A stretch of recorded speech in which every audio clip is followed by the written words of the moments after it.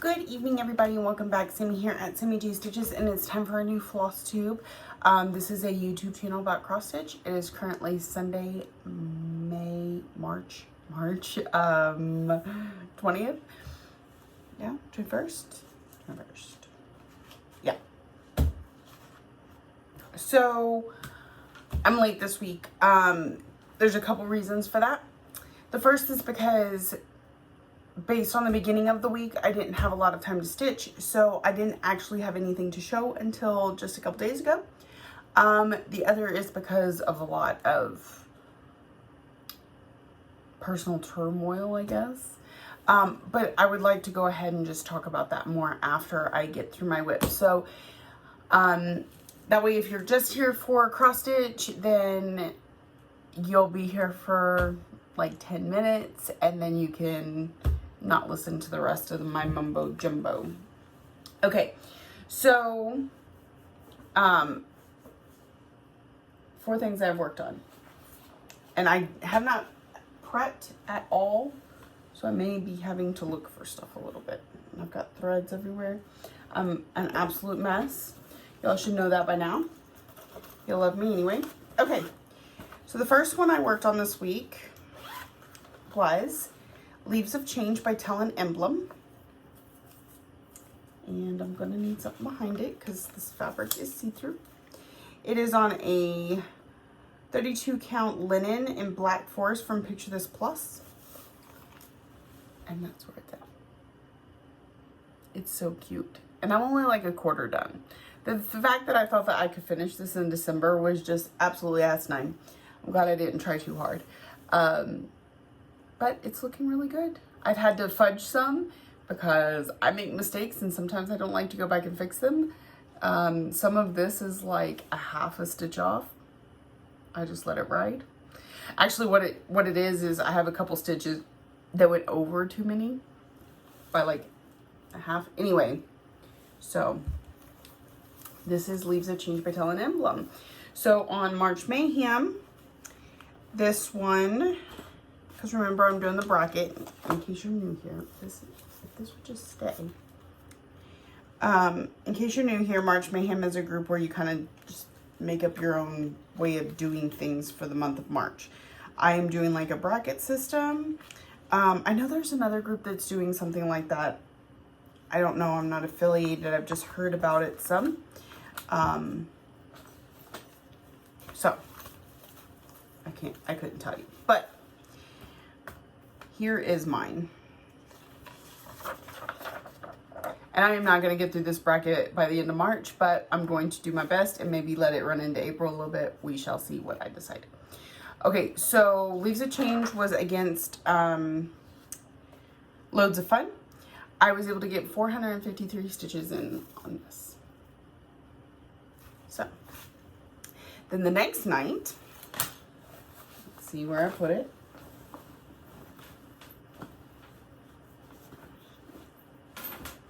Where'd you go? Where'd you go?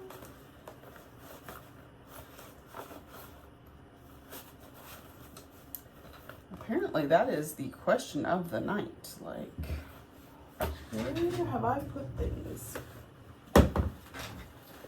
Because sometimes, like, my relief comes in and I'm just not quite ready, so I just stuff things in places.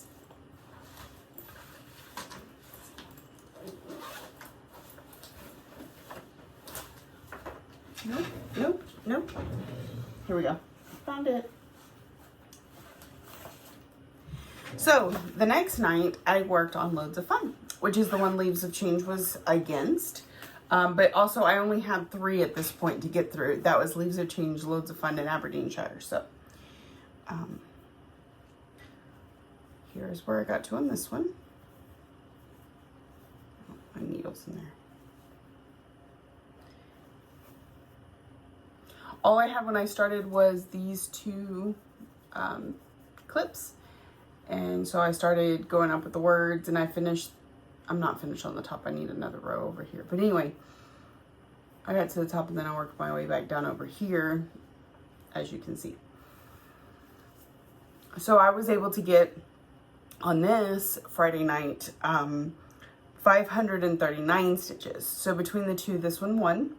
And we'll be moving on to the next bracket where it is against Anzac. So there is that one. All right. Then the next one I worked on was Aberdeenshire because it was the last one I needed to complete that bracket and move on. And here's where I got to. I did not do a lot of work on this. It was a rough night. I'll get into that later, but I got 215 stitches done on this one last night. So mostly up in this area. It's not a hard stitch. My focus was not there. So that's where I got to. It was against Thine Is the Trick and the Treat, which means it didn't have a shot in anything because Thine Is the Trick and the Treat got 1,200 stitches the night I worked on it. So this one didn't really have a shot anyway. So it wasn't a big deal. Okay, I need to take that off. The Q-snap it. Okay, so that finished out that bracket, and that was last night that it finished. So tonight when I got to work, I had the second bracket to choose from, except for Britter Kitty, because I did work on that one during the first bracket, even though technically it got the bye and started out in the second bracket, the second round of brackets. So I was trying to decide what to work on. I needed something that wouldn't take a lot of concentration, that I could just kind of breeze through. And so I was going to work on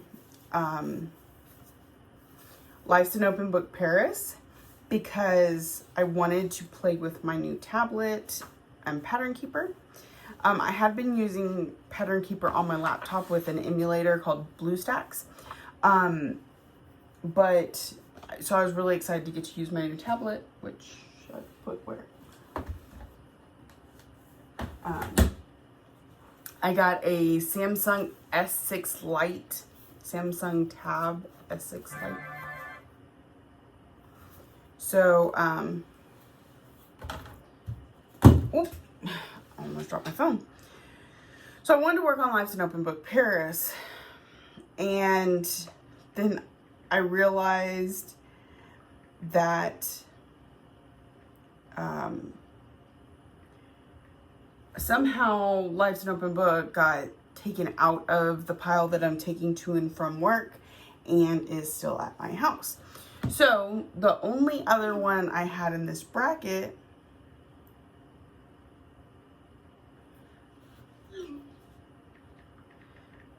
sorry, my husband always texts when I'm recording a floss tube. So the only other one I had in this bracket that also used Pattern Keeper is my Anzac. It's still on the stand over here. I just stopped stitching, so I gotta get it off. And that's what I worked on. But I also worked on, so I started off over here. I only had like this much left up here to finish this area, and then I came over here and started working my way down. So I put in 420 stitches tonight. Typically I would keep going, but it's really close to the end of the month, and I know I can't get another 400 stitches on it tonight. So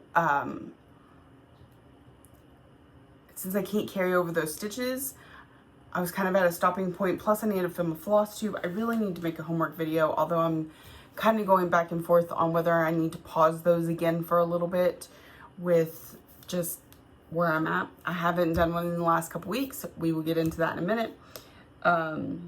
So that's all my stitching for tonight. I feel like I got something in the mail, but I probably do not have it with me. I think I got my Under the Sea fabric of the month, but I don't have that with me. So that is all the stitching for this week. If that's all you were here for, see you next week. Okay, so this week. Oh, and this is one of the reasons. Okay, so since the stitching was so not a lot, I almost didn't film a floss tube this week. I was like, I'll just have extra next week. But I know that when we spoke last, I told you about Ryan's surgery this week. And I didn't want to leave people hanging, wondering what happened. Like, I know that his surgery wasn't like, it wasn't a heart surgery. It wasn't a brain surgery. It wasn't anything where you're like on the edge of your seat because it's so fickle.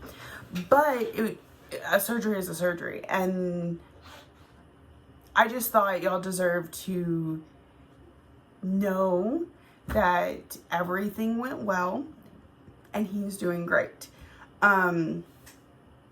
So I didn't want to make y'all wait another week for that. So backtrack a little bit. Sunday night, I had like a night here at work.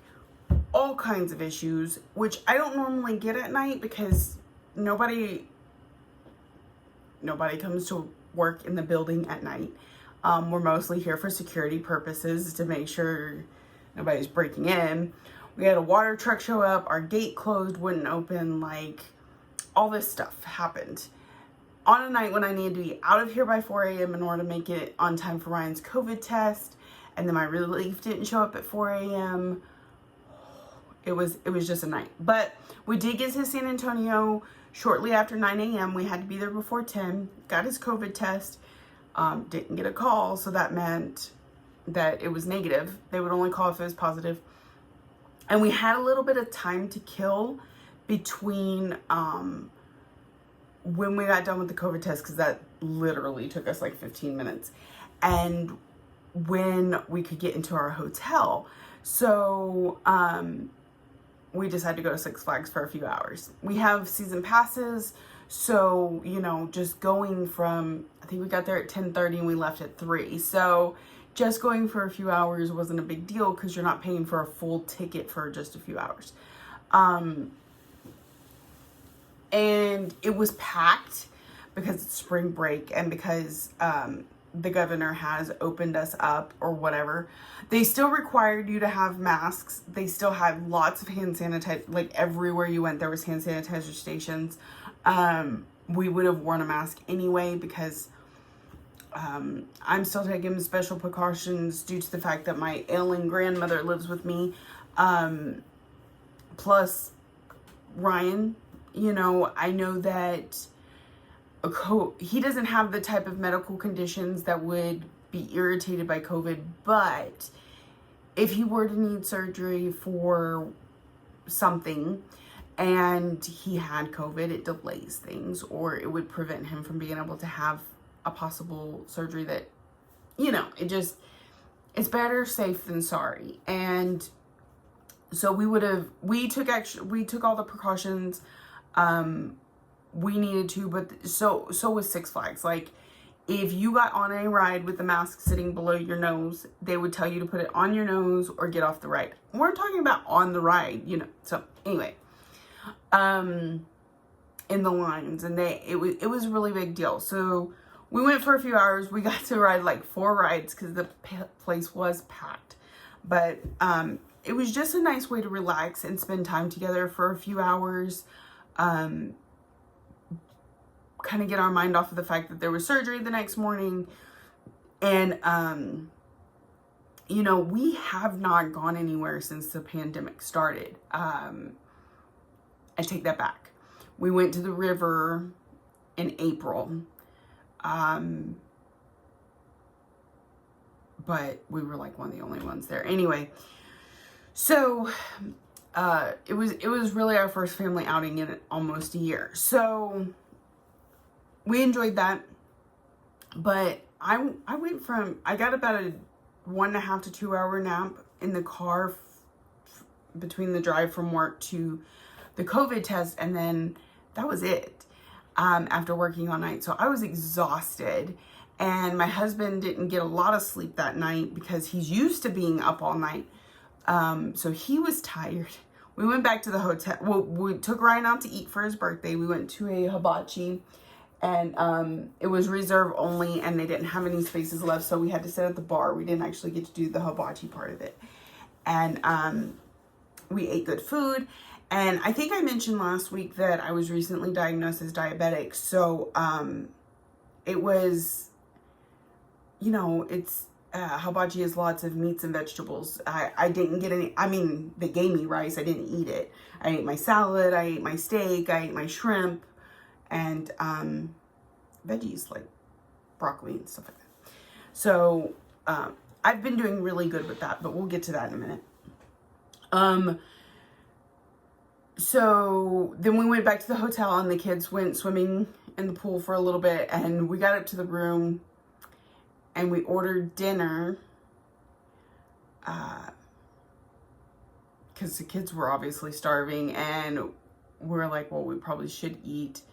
We ordered Domino's because the kids could have pizza and I could have the hot wings.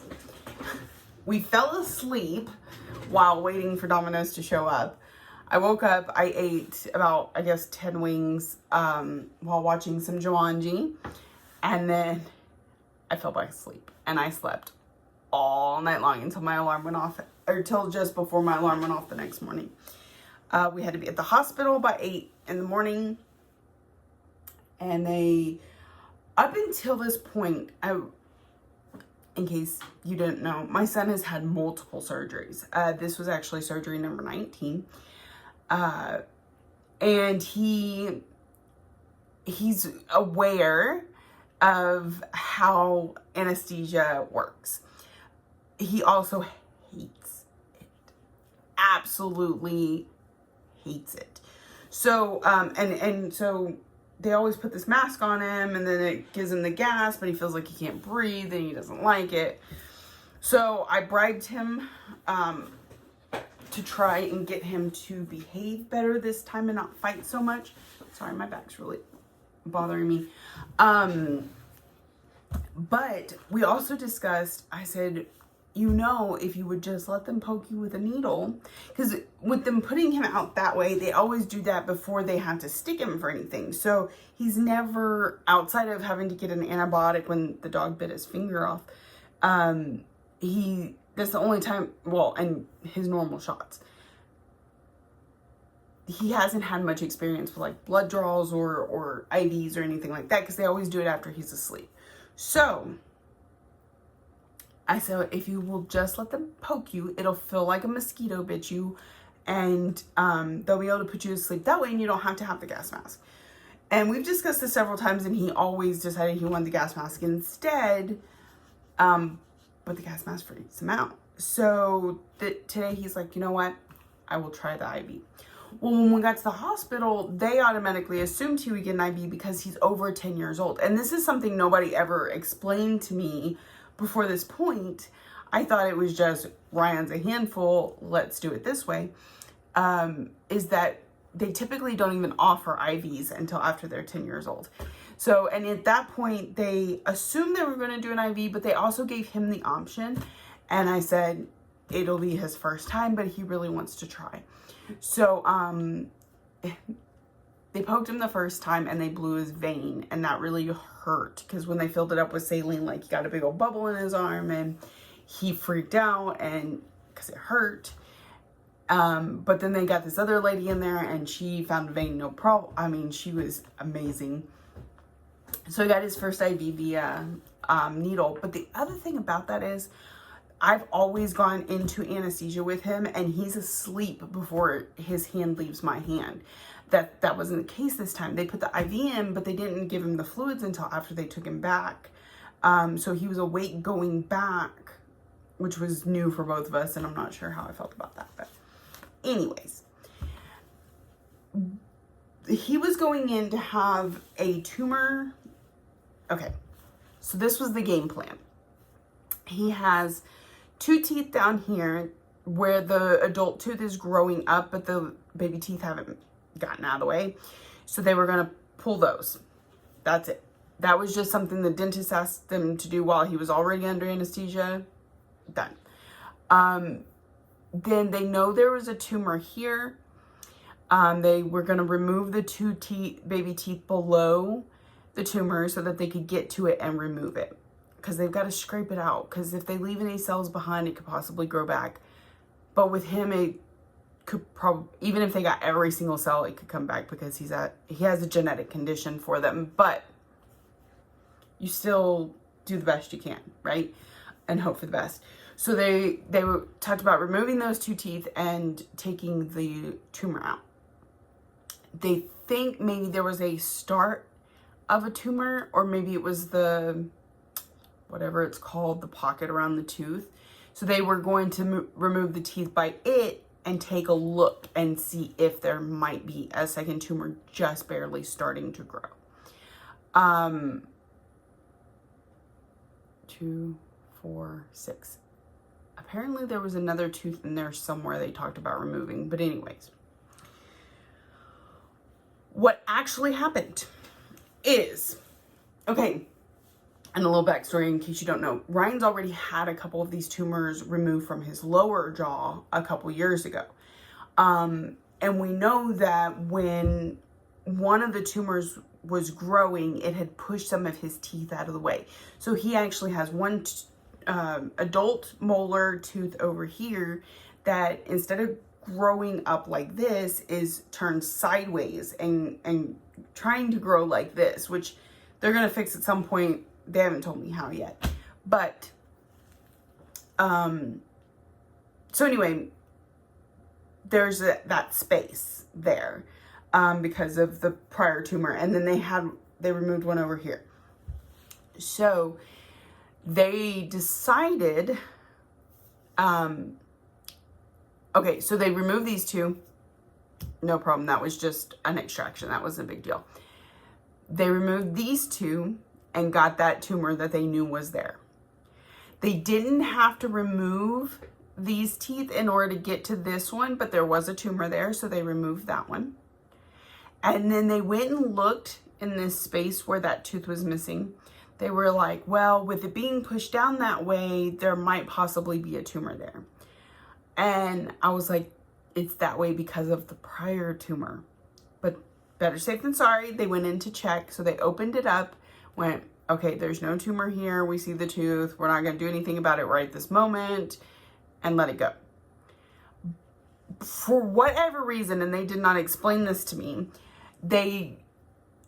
so there's the missing tooth, there's a molar that he has grown, and then the back of his jaw. They decided to go behind that other tooth and open it up and look. And they found another tumor back there. I don't know what enticed them to do this. I don't know what they saw or whatever. But so he's got 4 incisions in his mouth. He's missing 4 teeth, and he had 3 tumors removed.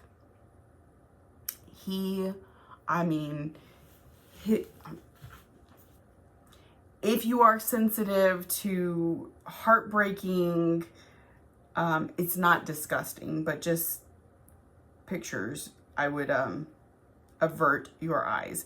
This is Ryan post-surgery. As you can see, his cheeks are super swollen. His mouth was super swollen. And what I didn't realize at the time was this was actually a raw spot, I guess, where they had the clamp holding his mouth open, which eventually scabbed up. He looks so sad. So, yeah, he was super swollen. I would say he was sore, but they had us on a very regulated pain management so that he never had that opportunity to be sore, which he's just starting to come off of today. 5 days of Tylenol, ibuprofen, antibiotic, like very, so there's that. The nurse, when we were in pre-op, she told me, she's like, there's some blood to be expected because outside of the last time he had tumors removed, which they didn't, I don't know, it was different. But anyway, none of his surgeries have been in his mouth. They've always been in his spine and his brain and his, all that. So they told me they're like, they can bleed quite a bit. Sometimes, it tends to go down, even though they try and prevent as much of that as possible, and it'll make them nauseous. And she goes, especially if you try and put food on top of it, like when he gets out of recovery, it can cause some nausea. Let me tell you, I am so thankful that nurse decided to give us that tidbit of information, because when we went to recovery, he hadn't even woken up from anesthesia for the first time yet. When he comes out of brain surgery, they make sure he's awake before they let me go back. That was not the case. They pulled me back as soon as they got him settled. He had not woken up. His cheeks were really swollen, so she's like, I'm gonna put an ice pack. They tied 2 ice packs together and kind of draped it over his head so that it sat on his cheeks like this. And as soon as that ice touched his cheeks, he sat bolt upright, started coughing, and you could tell he had that cough of having been intubated, because even though they went through the nasal cavity, they give him a breathing tube while they do surgery. And so it was that raspy, just dry, sounds like it rips at your throat. Anyway, cough. He coughs about 3 times, and then he vomits blood everywhere. Y'all, it was like something out of a medical drama when they start coughing and then blood goes everywhere and everybody panics and they're like, oh my God, their lungs collapsing, or their abdomen's full of blood, or that was not the case. It was just because some had gotten swallowed during surgery. But man, if I wasn't pre-warned, I would have flipped out and thought he needed to go right back into surgery. My husband, he was like, it was a bit much for him. He didn't like that at all. I luckily handled it pretty well because, like I said, as soon as he did it, my very first thought was, oh my God, what the hell? And then it was, the nurse told us about this. And so I kind of calmed right back down. And it did happen a couple more times before they let us take him home. But he was very adamant he wanted to get out of there. He did everything in his power to speed along the process so he could get out, like taking deep breaths even though it was hard for him, and staying awake even though he was tired, and drinking apple juice because they make him do these things before he's allowed to leave. So then as soon as we left, we had the 4-hour drive home, which he did amazing. He slept for a good portion of it. He just did really well. Like I said, we kept with the regimen. He's doing well. The first day, all he ate was scrambled eggs and pudding, not together. Just those were the 2 things that were soft enough for him to just kind of swallow them. And then since then he's worked up to eat a little bit more and more. He still's not allowed anything like crunchy for like 2 to 3 more weeks, but we follow up on Tuesday to go in and do another CT scan and see what it shows, if they see anything else. So I know that was a very long story, but that was his surgery experience. That was Tuesday for us. That was Monday. Tuesday, I pretty much just laid around with him all day. We watched movies and just relaxed. Wednesday, I did a lot of moving stuff between the houses and going through stuff and cleaning. And then Thursday, I was back here at work and we started the stitching process that you saw, with first leaves of change, then loads of fun. Oh, backtrack just a little bit. Last week, the doctor called and said Graham's sugars were not good on her labs, that she wanted her back. Wanted her to come back. And so I made an appointment for Tuesday since I was home. And then the doctor was like, she just doesn't sound good. I'm going to have a chest x-ray done. I'm going to have labs done. And so we did that. She goes, okay, I want to double the Lasix, bring her back on Thursday. Her sugars turned out to be normal. That wasn't a big deal, but we found out some other stuff is going on. Her kidney function's low and stuff like that. So Thursday, the doctor had a a discussion with my grandmother and myself about advance directive. So we got that taken care of, and an out of hospital DNR. And then she also has home health, and she has physical therapy that comes to the house. Well, the evaluator that comes through once monthly to see like if the nurse is doing what they're supposed to be doing and how the patient's handling it and where we go from here. She started talking to us about discontinuing physical therapy because she feels like it's not beneficial to us at this point. And she discussed with us about possibly changing from home health to hospice. So that was why I couldn't record yesterday. I couldn't emotionally get my stuff together yesterday. And honestly, I'm a little surprised I did today, because even though it's something that I've been expecting, it's something that I've talked about plenty, hearing it and actually taking the steps to put that stuff in action really hit me hard. So I just wanted to let y'all know that that is something I'm dealing with. If I go too long, I try and be as consistent as possible with my floss tubes. I know that's what people appreciate. I know that's what kind of keeps people around for the most part. And I try my best to do that. However, depending on how things go over the next days, weeks, months, it's hard to say. There may be points in time where I cannot do these as regularly. And I know that in the last few months I have not been the same as I have the last few years. But it could get worse before it gets better. And I just wanted y'all aware of that. And that when it comes to the final, I won't handle it well. I can tell you that now. So I don't know how long I will be gone at that point. Just know that y'all mean a lot to me, and I will be back, but I will need that space. I will try and let everybody know that that's why I'm just gone and not just disappear. But I make no promises, because I don't know what kind of headspace I'm going to be in. So that is my week.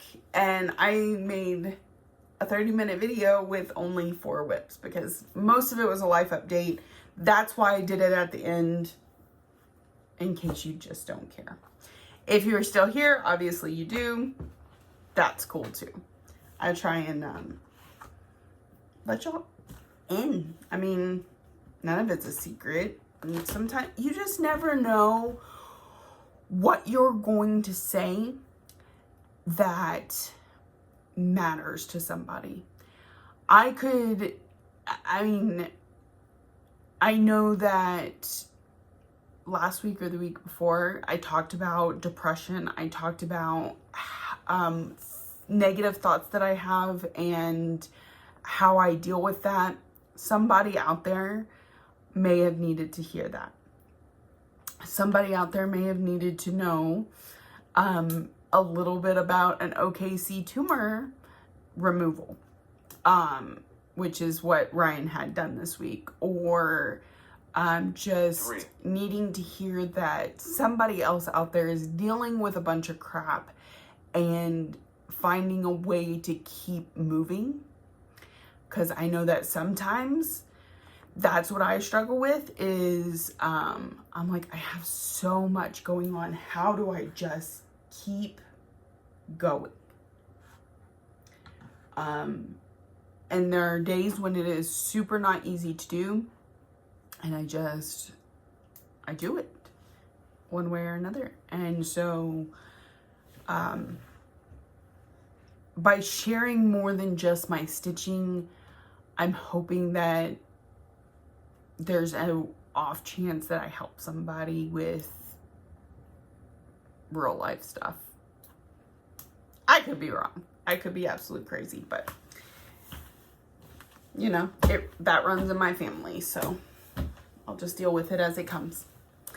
I hope y'all had a wonderful stitching week. I will feel and what's really crazy is the day before all this stuff happened with my grandmother and just has really weighed on my emotions, is that I finally had my first really good day in a while.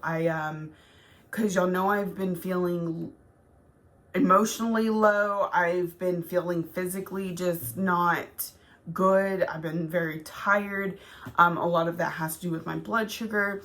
And then since I've been treating the blood sugar, it's almost like it got worse once I knew what it was and started treating it. And so I was waiting for it to get better. And so, let's see, Thursday night, man, it took everything I had not to fall asleep at my desk. I had to actually like keep getting up and walking around because I was so tired, and I had slept all day. It wasn't like, you know, I wasn't getting enough sleep. I was just that tired. But then Friday, I don't know, I just felt really good. I was awake all night and I just felt good, and I was happy because I've worked really hard with the blood sugar thing. I have had the only bread I've had is whole wheat, and that's been like twice. I had one sandwich 2 different days or 3 different days.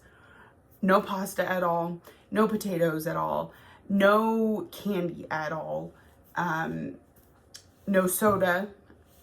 Just what I decided was I was going to really hit it all hard until my blood sugars came down to where I needed them. And then I would slowly add in some of those things, obviously not sugar, but some of the carbs, a little bit here and there at each meal, to figure out where my balance is.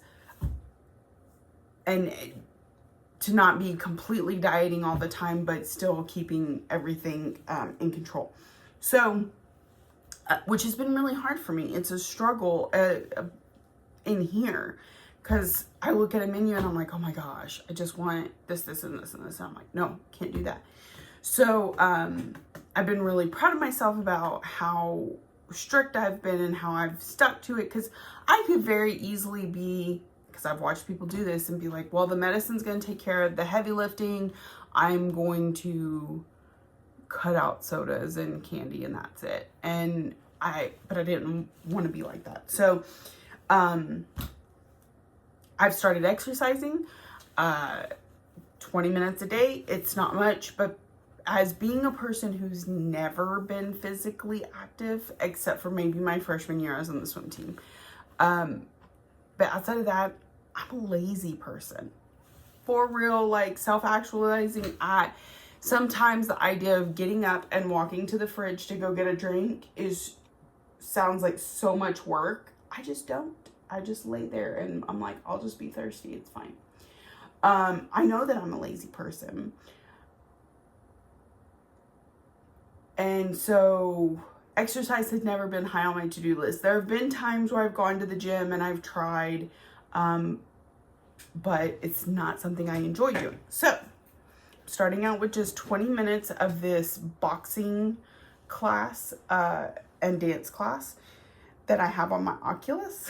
It's a VR headset, and I'm really enjoying it. And I mean, I work up a sweat, and my thighs were so sore for like 3 days. And you know, when you're sore, you kind of want to just stop. And my husband wouldn't let me. He's like, no, you're going to go do it again today, and you're going to do it again today. So I was actually getting up and doing 20 minutes and then getting in the shower and then getting ready for work. So that hasn't happened the last couple days because of other reasons, but well, because of the hospice thing, and then today we were moving a bunch of stuff.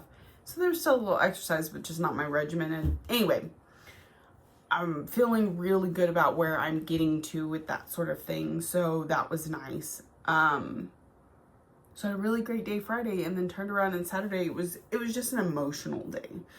And it took a lot out of me. So I think that's everything. My blood sugars are in the 180s. I'm still working on getting them down, but that's much better than the 340s, which is what it was when I first started, when I figured out that I'm diabetic. So I hope y'all are having an amazing week. I hope you're getting lots of stitching done. I'm getting there, but it's a rocky road, and I've still got some rockiness to get through. So I appreciate you all. I thank you for joining me if you're new here. Thank you if you return week after week, despite this being half of what you get now instead of just cross stitching. I do have to say, because I feel like whips are about all I've had to show you. No finishes, because I'm working on big things and I'm switching so often. And I really haven't had much to show when it comes to haul, but that may be changing soon, because I told my husband I needed just a little bit of retail therapy after this week. So I'm hoping to maybe go buy an LNS on Tuesday, and if not, I'll be doing some online shopping. So look forward to that soon.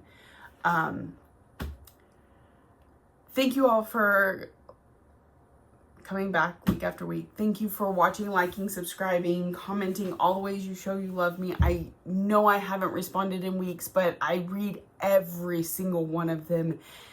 And I will tell you that there are some that make me cry, but all of them warm my heart, and I appreciate you all so much. It's crazy to think that I came to this community about a hobby, and I have developed friendships and acquaintances that matter this much to me. So, and that they're people that I share my journey with at this point, even if I've never seen your face or talked to you, or I think about you, I think I have people out there waiting to hear from me and that care that I have something to say. So I'm here for you. And, if ever you really need to talk, because like I said, I'm not that great at the comments, but if you really need to know you gotten a message through to me, or you really need a response, please feel free to friend me on Facebook, message me on Facebook, on Instagram. I think even some of my videos have my email, whatever. I will be more than happy to talk to you or respond, that sort of thing. Just make sure you message me with more than hi, how are you? Because the hackers and scammers, that's all they say when they message me, so I don't respond. It'd be like, hey, I watched your floss tube. I wanted to say hey, and I will respond. So I hope y'all have a great week. I will see y'all next week. Thank you so much. Bye-bye.